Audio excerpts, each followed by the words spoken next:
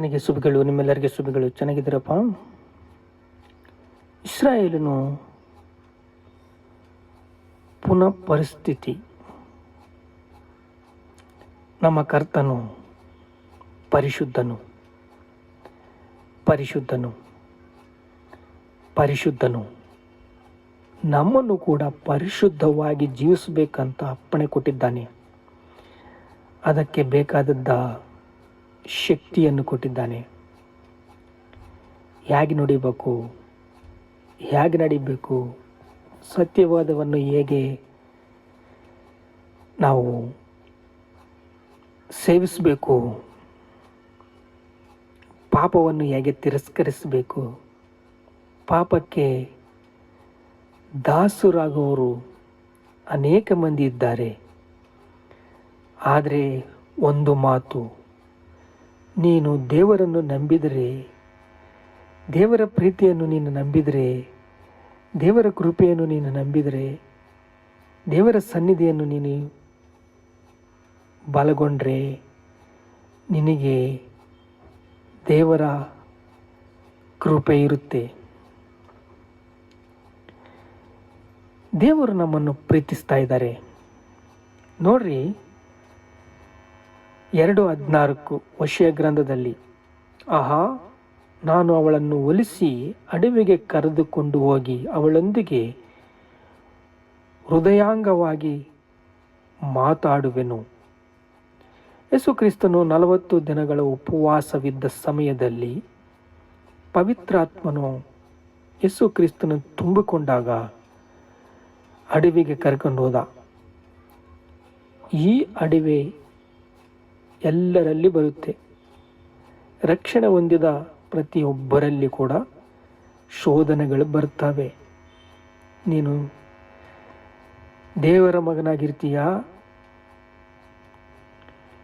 ಇಲ್ಲ ಪಾಪಕ್ಕೆ ದಾಸನಾಗ್ತೀಯಾ ಅಂತ ಪರೀಕ್ಷೆಗಳು ಬರ್ತವೆ. ಅದನ್ನು ಸಹಿಸ್ತೀಯಾ, ಸಹಿಸೋದಿಲ್ಲ.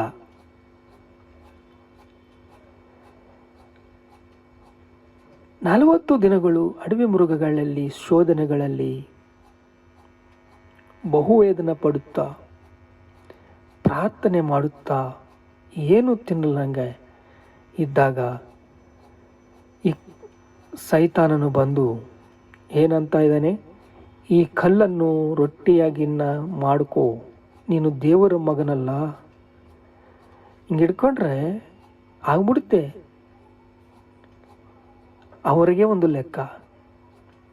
ಸಾಧಾರಣವಾಗಿ ಮನುಷ್ಯರಿಗೆ ಬರುವ ಶೋಧನೆಗಿಂತ ಯಾವುದು ನಿಮಗೆ ಹೆಚ್ಚಲ್ಲ. ಯಾರಿಗೆ ಎಷ್ಟು ಕೊಡಬೇಕು ಅಷ್ಟೇ ಕೊಡ್ತಾನೆ. ಎಷ್ಟು ಗಿಡಕ್ಕೆ ಅಷ್ಟೇ ಗಾಳಿ, ನಿಮಗೆ ಗೊತ್ತಲ್ಲ. ಹಾಗೆ ಯೇಸು ಕ್ರಿಸ್ತನನ್ನು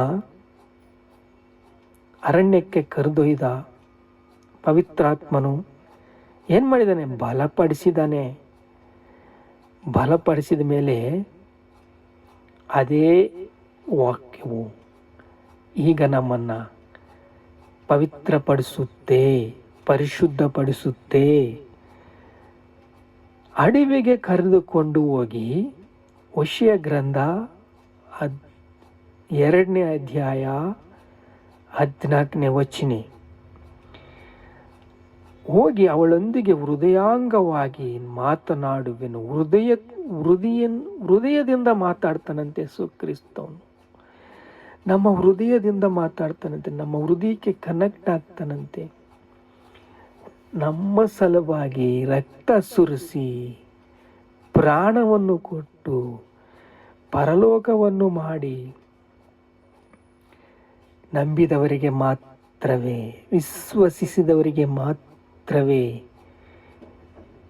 ದೇವರ ಕೃಪೆ ಸಿಗುತ್ತೆ ನೋಡ್ರಿ. ಅವಳ ದ್ರಾಕ್ಷೆಯ ತೋಟಗಳನ್ನು ಅಲ್ಲಿರುವಾಗಲೇ ಅವಳಿಗೆ ಹಿಂದಕ್ಕೆ ಕೊಡುವನು. ಆ ಕೋರಿನ ತಗ್ಗಿನ ಅವಳ ಸುಖ ನಿರೀಕ್ಷಣೆ ದ್ವಾರವನ್ನಾಗಿ ಮಾಡುವೆನು.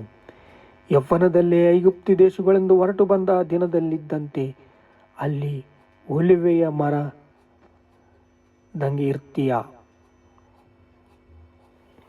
ಇದು ನಂಬಿದವರಿಗೆ ಮಾತ್ರ. ಯೌವನ ದಶೆಯಲ್ಲಿ ಐಗುಪ್ತ ದೇಶದಲ್ಲಿ ಇಂದ ಕರ್ಕೊಂಬಂದಿದ್ದಾನೆ. ಏನು ಅಂತ? ಐಗುಪ್ತ ದೇಶದಲ್ಲಿ ಶ್ರಮೆ ಬಹು ವೇಗವಾಗಿತ್ತು. ಅಲ್ಲಿಂದ ಮೋಶೆನಿಂದ ಮಾತಾಡಿ, ಮೋಶೆ ದೊಡ್ಡ ನಾಯಕನು, ಮಾತಾಡಿ ಕರ್ಕೊಂಬಂದು ಐಗುಪ್ತ ದೇಶದಿಂದ ಕರ್ಕೊಂಬಂದಾಗ ಯೆಹೋಶುವ, ಕಾಲೇಬು, ಯೆಹೋಶುವ ಅವರು ಕನಾನು ದೇಶಕ್ಕೆ ಕರ್ಕೊಂಡು ಹೋದ್ರು. ಈಗ ಹಂಗೆ ನಾನು ಆ ಕೋರಿನ ತಗ್ಗಿನಲ್ಲಿ ಸುಖ ನಿರೀಕ್ಷಣೆ ದ್ವಾರವನ್ನಾಗಿ ಮಾಡುವೆನು. ಸುಖ ನಿರೀಕ್ಷಣೆ ದ್ವಾರ. ಸುಖ ನಿರೀಕ್ಷಣೆ ದ್ವಾರ ಯಾರಿಗಿದೆ ನೋಡ್ರಿ? ಕ್ರೈಸ್ತರ ಮಕ್ಕಳಿಗೆ ಎಲ್ಲಿ ನೋಡಿದ್ರು ಸಂಕಟ, ಸಾಲ, ಬಾನಿಸರು. ಏಕೆ? ರಾಜ್ಯವು ಯಾರ ಕೈಯಲ್ಲಿ ನಡೀತಾ ಇದೆ? ಈಗ ರಾಜ್ಯವು, ಶಕ್ತಿಯು, ಬಲವು, ರಕ್ಷಣೆ ಕ್ರಿಸ್ತದಾಯಿತು. ಯಾಕೆ? ಶಿಲುಬೆ ಹತ್ತಿದ್ದಾನೆ, ರಕ್ತ ಸುರಿಸಿದ್ದಾನೆ. ಇದೇ ನನ್ನ ಮಕ್ಕಳಿಗಾಗಿ ನಾನು ಕೊಡುವ ಬಹುಮಾನ. ಪಾಪಗಳನ್ನು ಅರಿಕೆ ಮಾಡಿಕೊಂಡು ರಾಜ್ಯವನ್ನು ಆಳ್ತಿರಂತ ಆದಾಮ ಅವ್ವ ಕೊಟ್ಬಿಟ್ಟಿದ್ದಾರೆ. ಪಾಪ ಮಾಡಿ ಪಾಪಕ್ಕೆ ದಾಸರಾಗಿಬಿಟ್ಟಿದ್ದಾರೆ. ಅಧಿಕಾರ ಯಾರಿಗೆ ಕೊಟ್ಟಿದ್ದಾರೆ? ಸೈತಾನಿಗೆ ಕೊಟ್ಟಿದ್ದಾರೆ. ಈಗ ನಮಗೆ ಯೇಸು ಕ್ರಿಸ್ತನ ಶಿಲುಬೆ ಹತ್ತಿ ರಕ್ತ ಸುರಿಸಿ ರಾಜ್ಯವು, ಶಕ್ತಿಯು, ಬಲವು ಕ್ರಿಸ್ತಂದಾಯಿತು. ಆ ಮಾತು ಈಗ ನೆರವೇರ್ತಾ ಇದೆ ನೋಡ್ರಿ. ಓಶಿಯ ಗ್ರಂಥದಿಂದ ನಮಗೆ ಹೇಳಿದ್ದ ಮಾತುಗಳನ್ನು ನಾವು ಸ್ವಲ್ಪ ಕಿವಿಗಿಟ್ಟು ನೋಡೋಣ. ಆ ಕೋರಿನ ತಗ್ಗಿನಲ್ಲಿ ಅವಳ ಸುಖ ನಿರೀಕ್ಷಣೆಗೆ ದ್ವಾರವನ್ನು ಮಾಡುವೆನು. ದ್ವಾರವನ್ನು ಮಾಡುವನಂದರೆ ನೋಡ್ರಿ, ಇಲ್ಲಿ ಹೈದ್ರಾಬಾದ್ನಲ್ಲಿ ಒಂದು ಕಾಂಪೌಂಡ್ ಇರುತ್ತೆ, ದೊಡ್ಡ ಕಾಂಪೌಂಡ್. ಅದು ಸಾಯಿಬರು ಆಳಿತಕ್ಕ ಅದು ದೊಡ್ಡ ದೊಡ್ಡ ಗೇಟ್ಗಳಿರುತ್ತವೆ. ಅದು ಆಗಿನ ಅರಸರು ಮಾಡಿದ್ದ ಒಂದು ನಿರೀಕ್ಷಣಾ ದ್ವಾರವು. ಆ ಕೋರಿನ ತಗ್ಗು ಸುಖ ನಿರೀಕ್ಷಣೆ. ಈಗ ಹೇಳ್ತಾ ಇದ್ದಾನೆ ಯೆಹೋವನು ಇನ್ನನ್ನುತ್ತಾನೆ. 16 ಓಶಿಯ ಗ್ರಂಥ 2ನೇ ಅಧ್ಯಾಯ 16ನೇ ವಚನ. ಕಾಲದಲ್ಲಿ ನಾನು ನಿಮ್ಮನ್ನು ಇನ್ನು ಬಾಳೆ ಅನ್ನದೆ ಯೇಸು ಅನ್ನುವೆ. ಯೇಸು ಮೆಸ್ಸಯ್ಯ ಅಂತಾರೆ ನೋಡ್ರಿ. ಯೇಸು ಅನ್ನುವೆ, ಯೇಸು ಕ್ರಿಸ್ತನು ಅನ್ನುವೆ.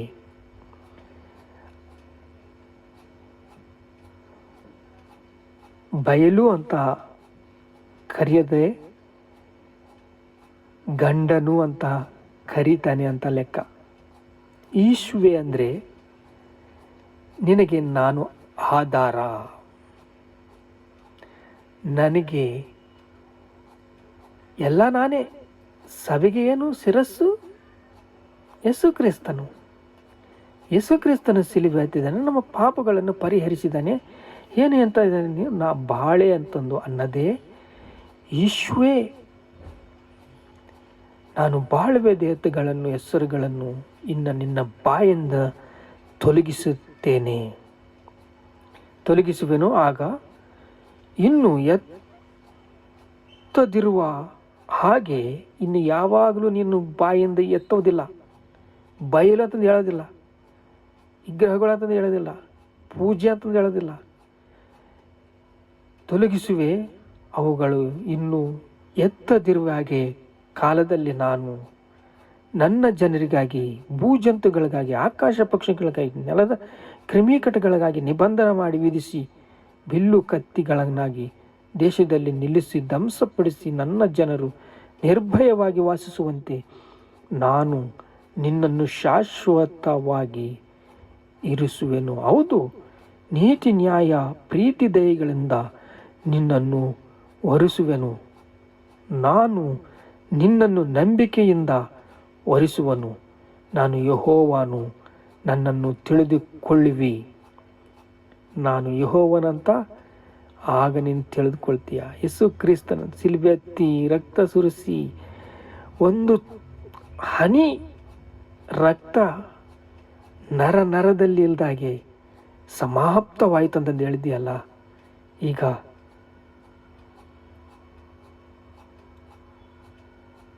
ನೋಡ್ರಿ, ಆ ಕಾಲದಲ್ಲಿ ನಾನು ಜನರಿಗಾಗಿ ಏನು ಮಾಡ್ತೀನೋ, ಬಾಳಿ ಅನ್ನದೆ ಈಶು ಅನ್ನುವೆ. ಗಂಡ ಬೇರೆ ಟ್ರಾನ್ಸ್ಲೇಷನಲ್ಲಿ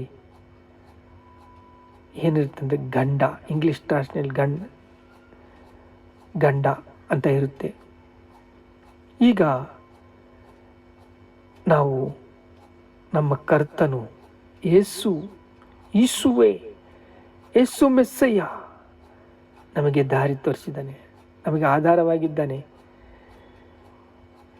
ನಮ್ಮನ್ನು ಬಲಗೊಳಿಸಿದ್ದಾನೆ, ಸ್ಥಿರಗೊಳಿಸಿದ್ದಾನೆ, ಸಿದ್ಧಗೊಳಿಸಿದ್ದಾನೆ. ಇಸ್ರಾಯೇಲರಿಗೆ ಪುನರ್ ಪರಿಸ್ಥಿತಿ ಅವರಿಗೆ ಅಲ್ಲ, ಈಗ ಭೂಲೋಕದಲ್ಲಿರುವರೆಲ್ಲರಿಗೆ ಕರ್ತನು ಯೇಸು ಕ್ರಿಸ್ತನು, ಒಡೆಯನು ಯೇಸು ಕ್ರಿಸ್ತನು.